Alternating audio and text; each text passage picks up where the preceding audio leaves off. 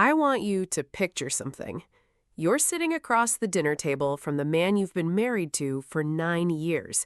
He's laughing at something on his phone. He looks relaxed, happy even. And you're sitting there, buttering a piece of bread, nodding along like everything's normal. But under the table, on your knee, there's a folder, a real physical folder.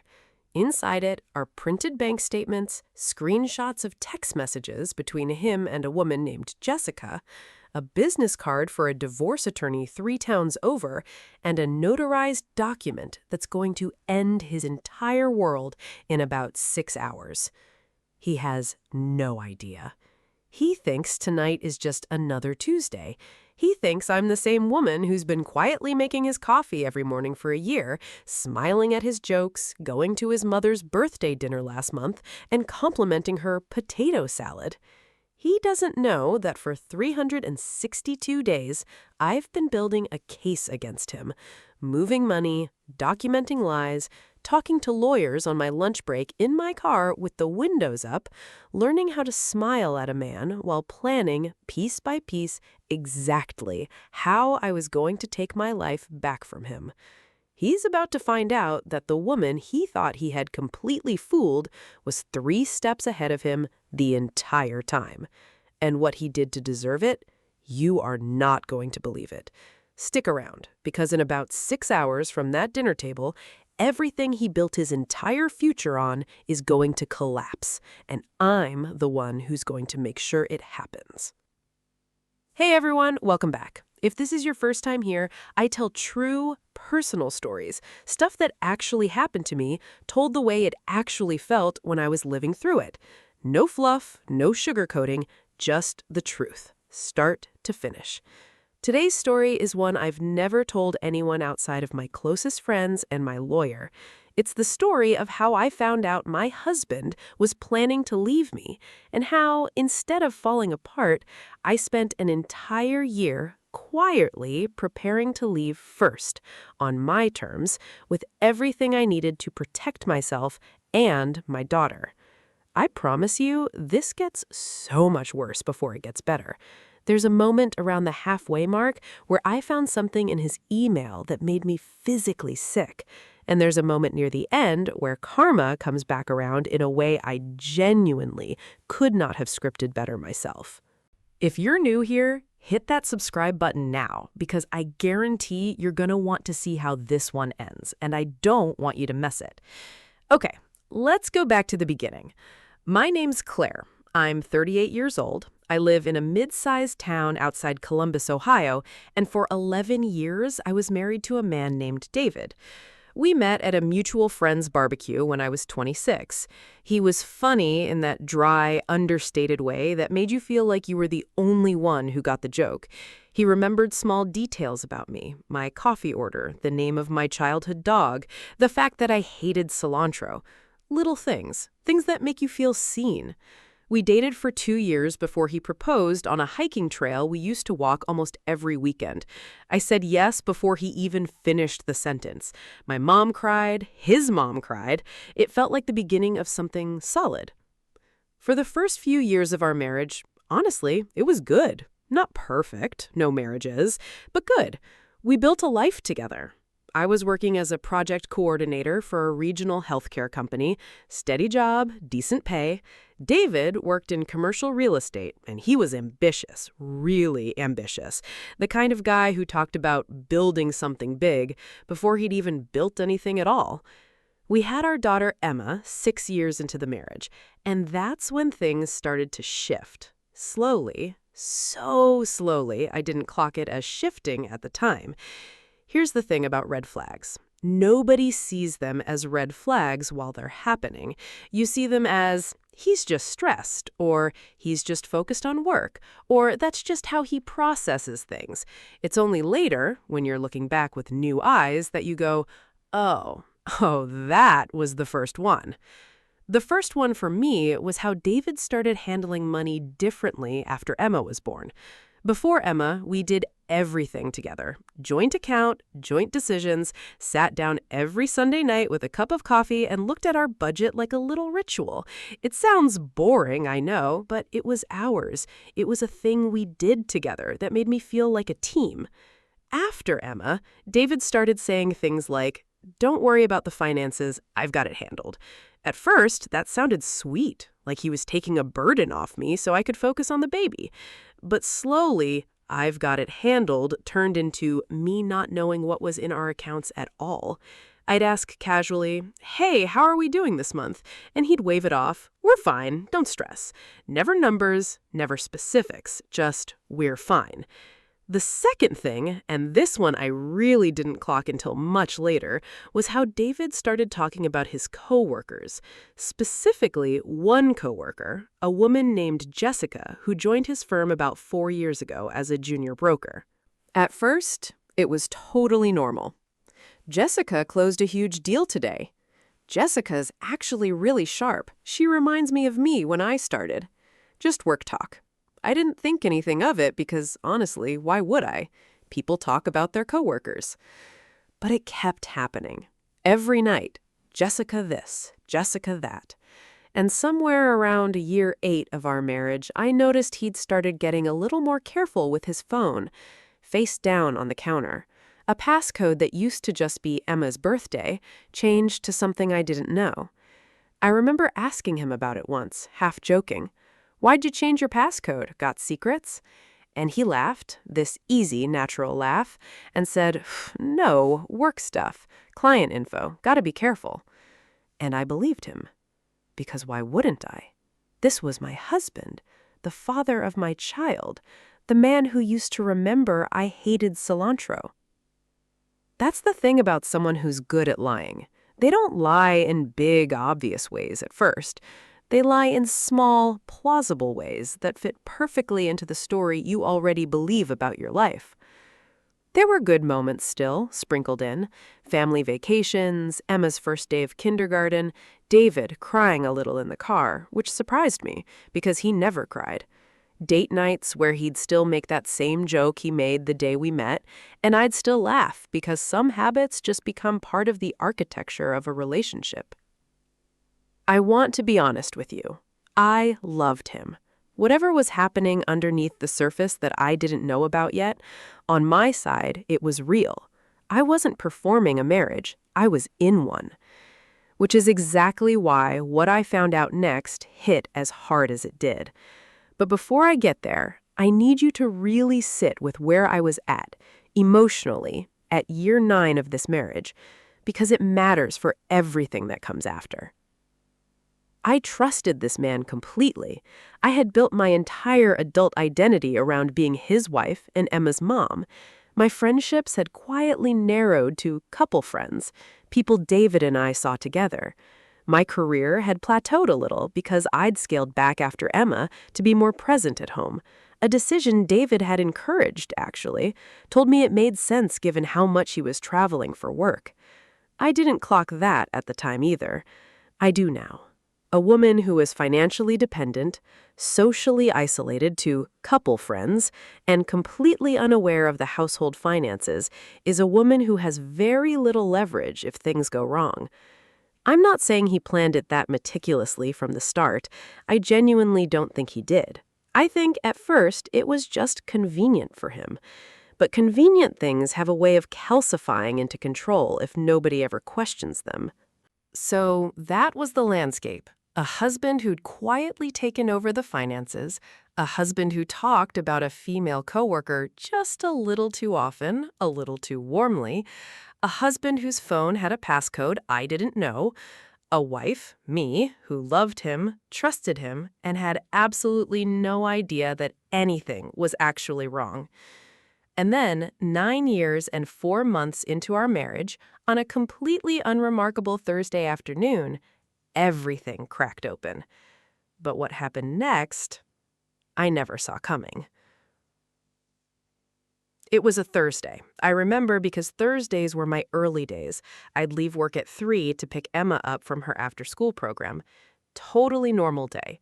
Nothing about that morning suggested my entire life was about to split in half. David had left his laptop open on the kitchen counter that morning, which was unusual because normally he took it with him everywhere, like it was surgically attached to his hand. But he'd rushed out that morning because Emma spilled orange juice on his shirt right as he was leaving, and in the chaos of him changing and grabbing his keys, he left it behind. I wasn't snooping, I want to be clear about that, because I know how this sounds. I walked past the counter to grab my coffee mug, and his email was just open. Right there. Not hidden, not password protected in that moment because he was already logged in.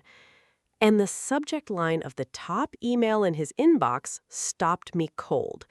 It said, our timeline. Now, maybe if that email had been about a work project, I would have walked right past it. But something about it, I don't know, call it instinct, call it a year and a half of quiet unease finally finding a hook to grab onto, made me stop and read it. It was from Jessica. I'm not going to read you the whole thing because honestly it makes me sick to even summarize it.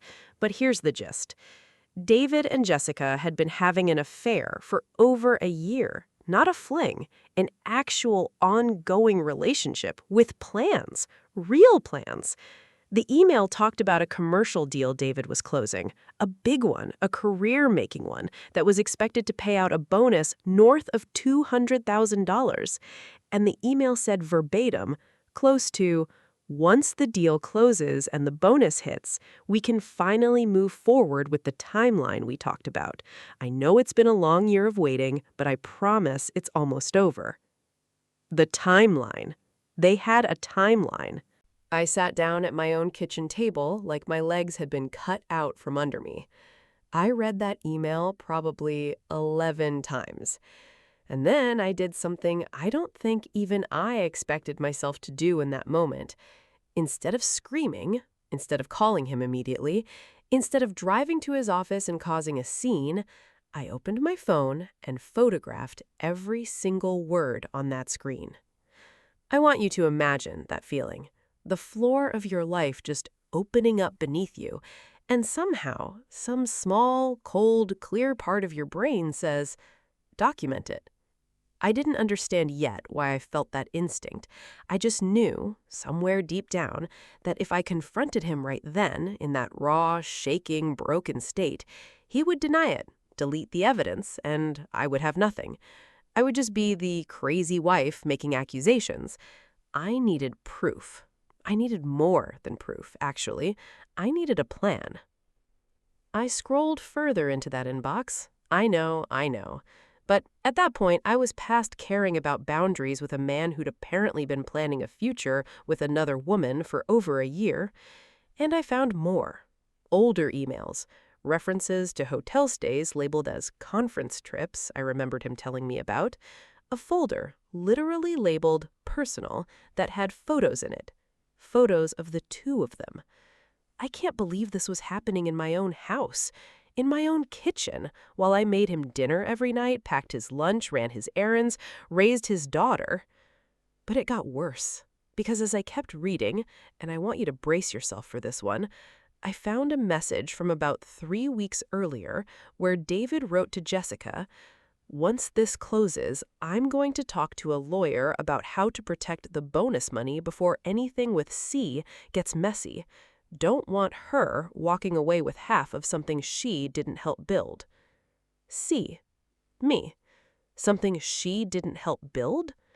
I need you to sit with that phrase for a second, because it tells you everything about how this man had come to view 11 years of marriage. 11 years. A child, a home, every dinner I cooked, every school pickup I did so he could close deals, every time I scaled back my own career so his could grow, all of it reduced in his mind to something she didn't help build. I can't believe he actually thought that. I genuinely could not process it at first. It didn't feel real. It felt like reading about someone else's marriage, someone else's husband. I want to be honest with you about what happened emotionally in the days after that, because I think a lot of people picture betrayal discovery as this one clean, cinematic moment, and then you're either sobbing or you're plotting revenge by the next scene. That's not how it actually works. For about 4 days, I was just numb.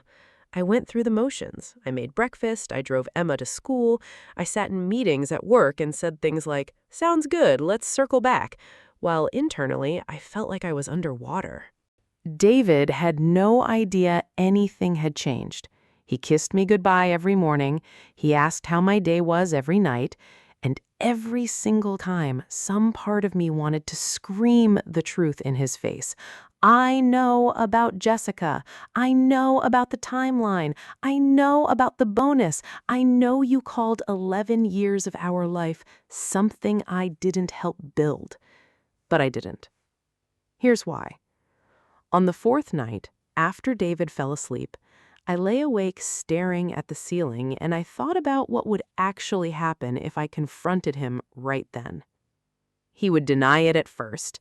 Then, when I showed him the screenshots, he'd pivot to some version of, "It's not what it looks like," or "I was going to end it," or worse, he'd try to make it my fault somehow, that I'd checked out, that he'd felt alone, some story that reframed his choices as a response to something I did.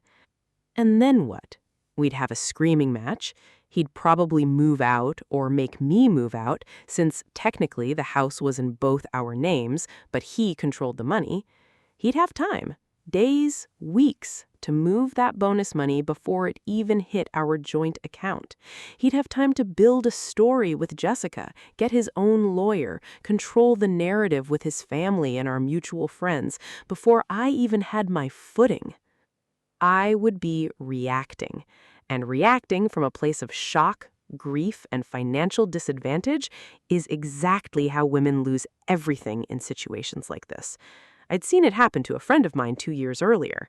She found out her husband was cheating, confronted him that same night, and by the time she got a lawyer 3 weeks later, he'd already drained their savings and hidden assets in his brother's name. She spent 2 years and thousands of dollars in legal fees just trying to claw back what was rightfully hers. I was not going to be her. So on that fourth night, lying awake next to the man who was planning to leave me for someone else while protecting a $250,000 bonus from me, I made a decision that changed everything. I decided I wasn't going to confront him. I decided I was going to prepare. I know that might sound cold to some of you, and look, I'm not going to pretend it wasn't calculated, because it absolutely was. But I want you to understand something. Calculated is not the same as cruel. What I was about to do wasn't about hurting David. It was about making sure that when the truth finally came out, I would be standing on solid ground instead of quicksand. That my daughter would be protected, that 11 years of my life wouldn't be erased and rewritten by a man who'd already decided I was disposable.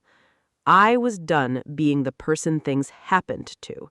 I was about to become the person making things happen. But what I found in the next 30 days of quiet digging, it was so much worse than even that email suggested. Okay, so let me walk you through exactly how I did this, because I've had people ask me since, how do you even start planning something like this without your spouse noticing? It takes discipline, it takes patience, and honestly, it takes treating your own life a little bit like a job with a deadline. Step 1. I needed information, real information, not just a few screenshots from one lucky morning. Over the next several weeks, whenever David was in the shower, at the gym, or asleep, I would very carefully go through anything I could access. Old emails he'd forgotten to log out of on the shared family computer, physical mail, bank statements that came to the house. I wasn't hacking into anything. I was paying attention to what was already available to me as his wife, things I probably should have been paying attention to years earlier. What I found painted a much fuller picture than I expected. David had opened a separate bank account about 14 months earlier, right around when, based on the emails, the affair had started ramping up, and he'd been quietly funneling money into it. Not huge amounts at once, which is exactly why I hadn't noticed anything odd on our joint statements. 200 here, 300 there, sometimes disguised as business expenses on his credit card that he'd then reimburse himself for out of our joint account. Small enough to raise alarms, consistent enough that over 14 months, it added up to just under $11,000 sitting in an account I didn't know existed. I can't believe how methodical he'd been about it. This wasn't a man in the grip of some chaotic, out-of-control affair. This was a man running a spreadsheet in his head. Step 2, I needed my own money and I needed it to be untouchable. Here's where I want to give some real practical context, because I think this part matters most for anyone watching this who might be in a similar situation. I opened a bank account at a completely different bank than the one David and I used, one he had zero visibility into. No shared login, no paper statements coming to the house, digital only, with statements going to a P.O. box I rented under my own name for $11 a month. Then I did something that took real discipline. I went to my HR department at work and adjusted my paycheck withholding slightly, which freed up a small amount of extra cash each month. I also picked up freelance project consulting on the side, work I could do for my laptop in the evenings after Emma went to bed, invoiced under my own name, paid directly into my new private account. David never saw a dime of it because I never told him about it, and because it didn't touch any account he had access to. Over the year, between the freelance income and careful, gradual withholding adjustments, I built up close to $18,000 that was entirely mine, entirely separate, and entirely undetectable to him. Step 3, and this was the scariest one, I needed a lawyer. I found a family law attorney about 45 minutes outside our town, far enough that there was basically zero chance of running into anyone we knew, close enough that I could get there and back during a long lunch break. Her name was Denise, and from her very first consultation, she was blunt with me in a way I actually appreciated. She told me, Claire, in this state, if you can document that your husband is hiding marital assets or dissipating marital funds in anticipation of divorce, that's something a judge takes very seriously. It can affect the division of assets significantly in your favor. But you need documentation, not just suspicion. So documentation became my full-time secret job. I kept a private folder, encrypted, password protected, backed up in 2 places David would never think to look, filled with screenshots of the emails, copies of bank statements I photographed when they came in the mail before accidentally leaving them on his desk like I hadn't seen them, timelines of the hidden account deposits, everything. Denise also walked me through something I hadn't even thought about. Ohio, like most states, generally treats income and assets acquired during the marriage as marital property, meaning that bonus David was expecting, the one he specifically wanted to protect from me, would very likely be considered marital property since the deal that generated it was closed during our marriage. His plan to shield it wasn't just morally slimy, it could actually constitute financial misconduct a court would look unfavorably on. That was the moment I actually let myself feel something other than grief. It was small, and I'm not proud to admit how good it felt, but it was there, a flicker of something like power. He thought he was being clever. He thought he was 3 steps ahead. He had no idea he was building a case against himself. Step 4, I needed allies, but very, very carefully chosen ones. I told exactly 2 people during that year. My sister, Megan, who lived 2 states away and who I trusted with my life, and my best friend from college, Priya, who was a corporate paralegal and who ended up being an absolute lifeline. She helped me understand legal terminology, helped me organize my documentation the way a real case file should look, and frankly, talked me down more than a few times when I wanted to just scream the truth at David across the dinner table. I did not tell our mutual friends. I did not tell David's family, obviously. I did not tell my own mother, honestly, because she has a wonderful heart and absolutely no poker face, and one dinner with David would have given the whole thing away. I want to pause here and just acknowledge how exhausting this year actually was. People picture calculated revenge as this cold, satisfying, almost fun process. And look, there were moments of grim satisfaction, sure, but mostly it was just heavy.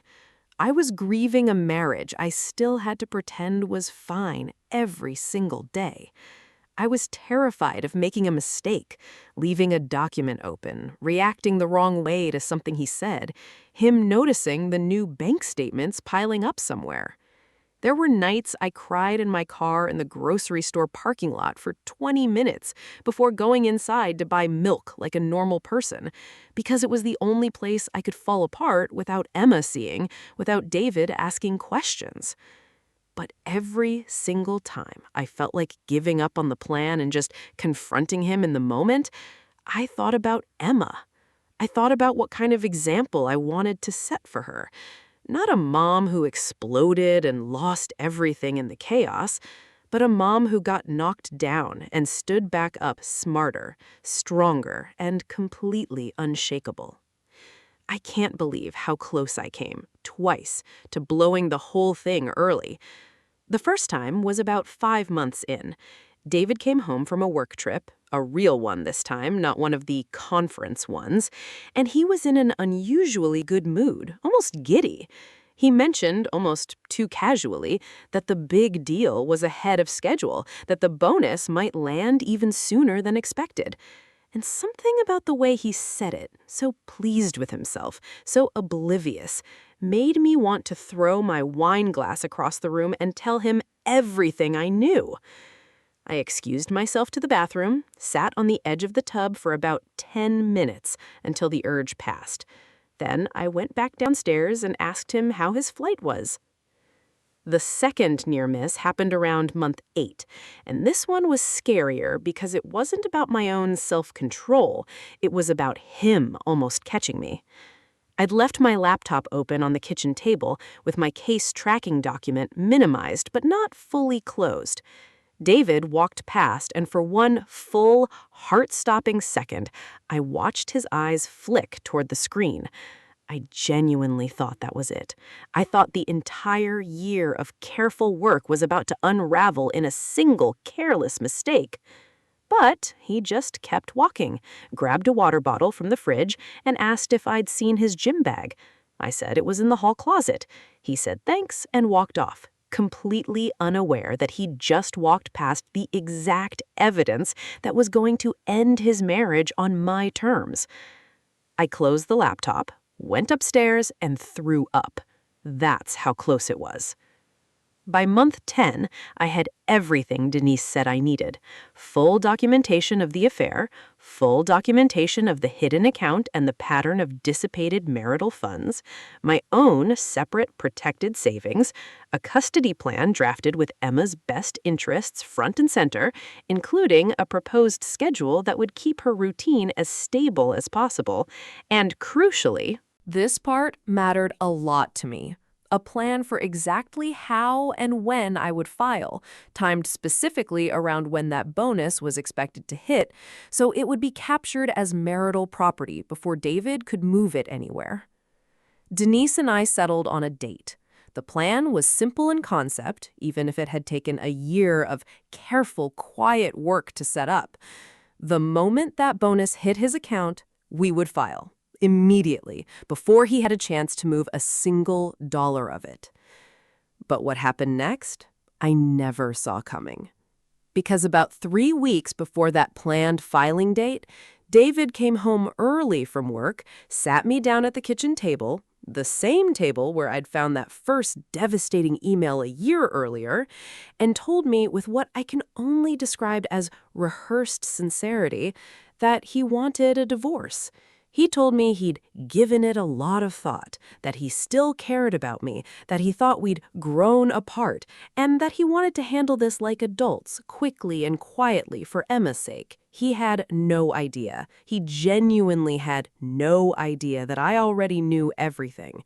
He thought he was 3 steps ahead. He was about to find out he wasn't even in the same game. I want you to really picture this moment with me, because it's the one I've replayed in my head more than any other. David sat across from me at that kitchen table, hands folded, using this soft, practiced tone, the tone you use when you've rehearsed a speech in the car on the way home.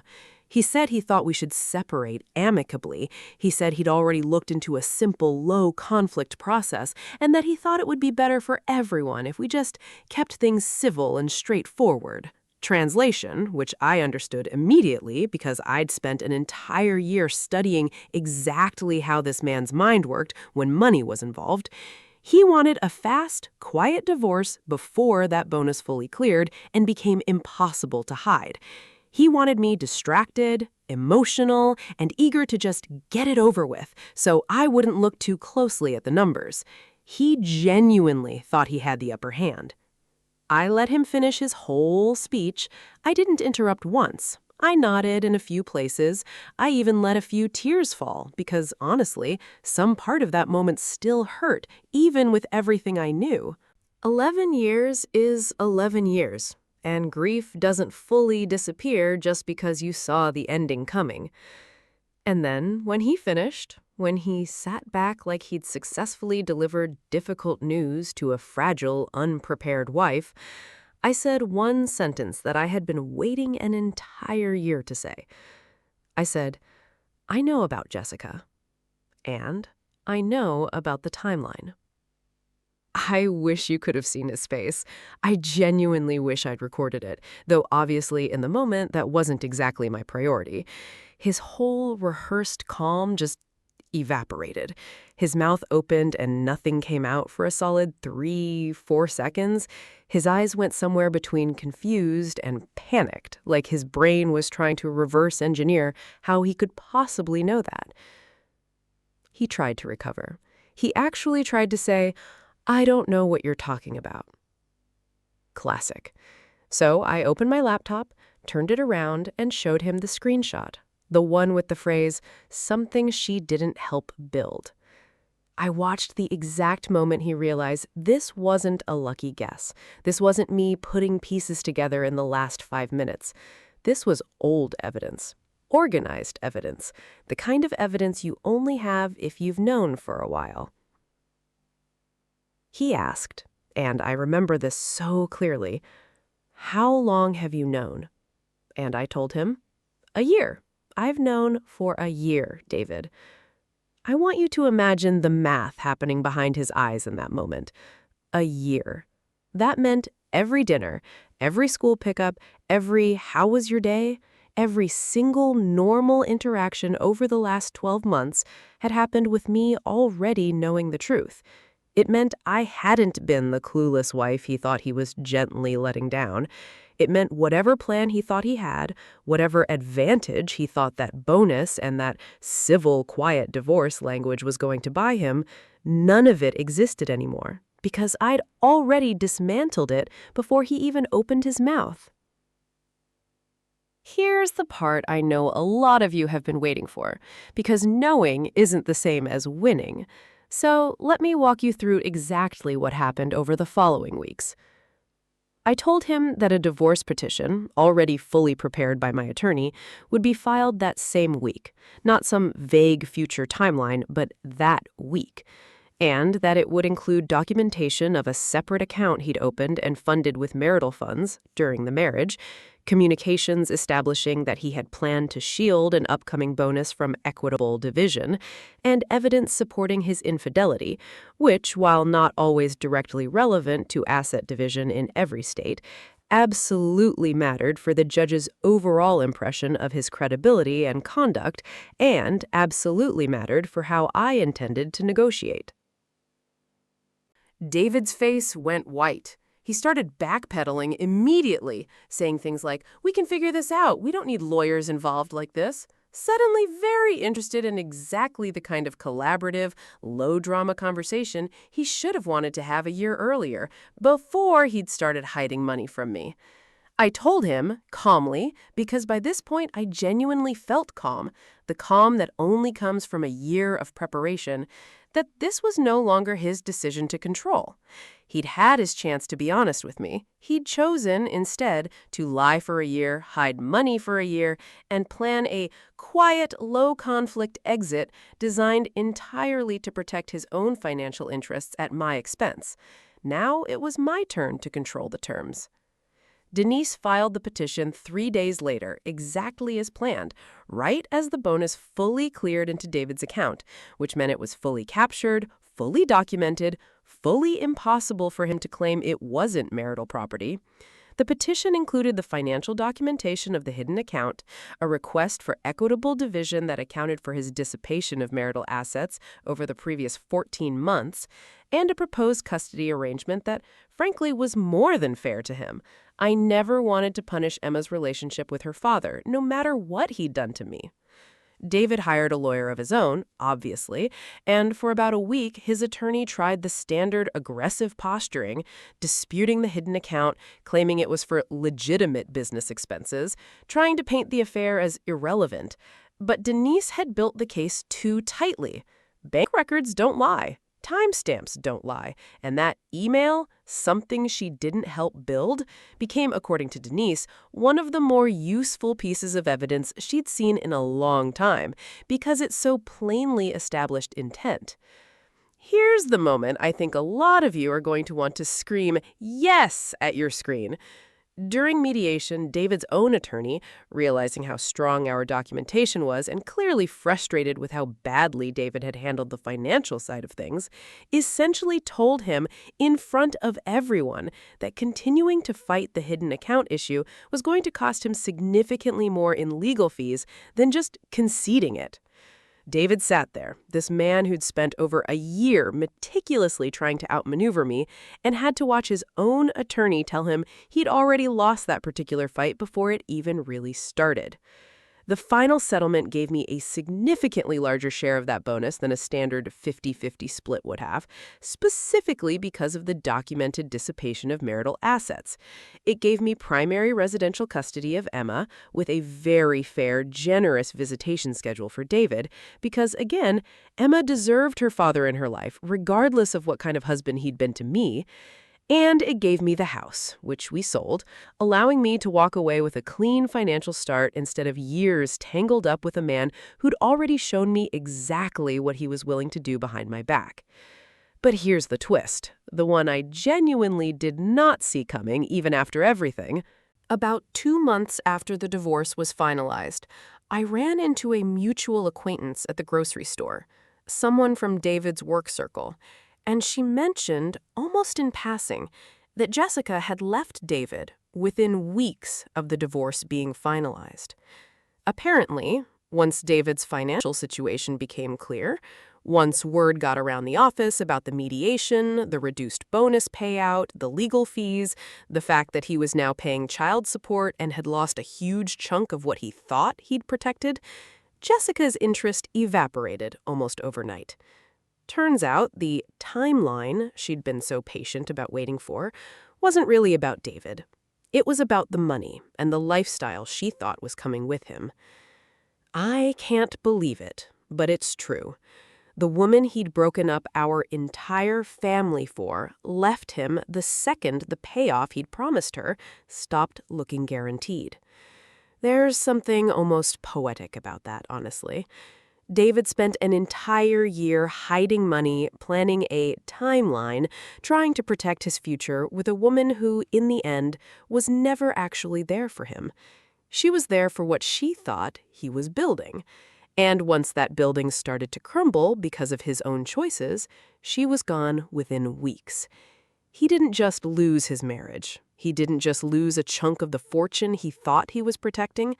He lost the very thing he'd traded his entire family for, and it turned out to be exactly as hollow as it deserved to be. Meanwhile, I walked away from that marriage with my daughter, a fair settlement, a clean financial start, and maybe most importantly, the absolute certainty that I handled the worst betrayal of my life not with chaos, but with clarity. Not with revenge for revenge's sake, but with quiet, careful, completely legal, and completely deserved self-protection. Looking back now, a couple years out from all of this, here's what I really took away from the whole experience. Betrayal doesn't always announce itself with a scream. Sometimes it announces itself quietly. A changed passcode, a coworker's name that comes up a little too often, a husband who suddenly handles the finances so you don't have to worry about it. If something in your gut is telling you to pay closer attention, pay closer attention. But I also learned that the most powerful response to betrayal isn't always the loudest one. For a whole year, I sat on knowledge that would have justified screaming, crying, throwing every plate in that kitchen at David's head. And I understand completely why some people would do exactly that. There's no wrong way to survive a betrayal like this. But for me, the quiet path, the documented, careful, patient path, is what let me walk away not just emotionally intact, but financially secure, with full custody of my daughter and the absolute knowledge that everything I did was fair, legal, and defensible. Nothing about what I did was petty or destructive. I didn't sabotage him. I didn't ruin his career out of spite. I simply made sure the truth came out on terms that protected me and my daughter, instead of terms that protected him. That, to me, is the real revenge. Not chaos, not cruelty, just refusing to let someone else's dishonesty leave you standing there with nothing. If you've made it this far, thank you for listening to my story. I'd genuinely love to know, what would you have done in my position? Would you have confronted him the moment you found that first email? Or would you have done what I did and quietly prepared? Let me know in the comments. I read every single one. And if this story moved you even a little bit, hit that subscribe button because I've got more stories just like this one coming, and I promise you do not want to miss them. Thank you for being here. I'll see you in the next one.